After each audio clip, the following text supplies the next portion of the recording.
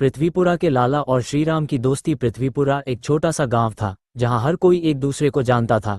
इस गांव में दो दोस्त थे, लाला और श्रीराम। लाला गांव के सबसे अमीर व्यापारी का बेटा था, जबकि श्रीराम एक गरीब किसान का बेटा था।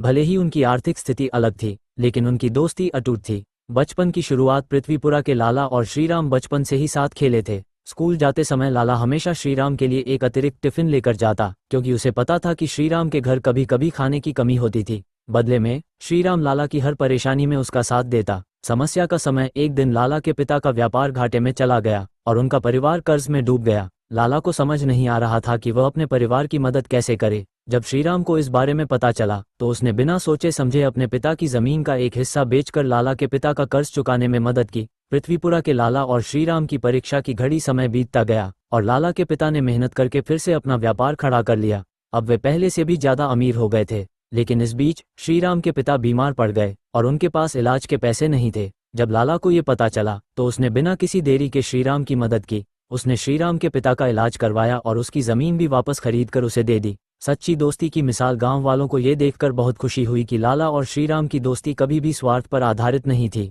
वे एक दूसरे के सुख दुख में हमेशा खड़े रहे। उनकी दोस्ती गांव में सच्ची मित्रता की मिसाल बन गई। इस कहानी से हमें ये सीख मिलती है कि सच्ची दोस्ती दौलत या गरीबी से नहीं, बल्कि दिल की सच्चाई और एक दूसरे के प्रति समर्पण से बनती है।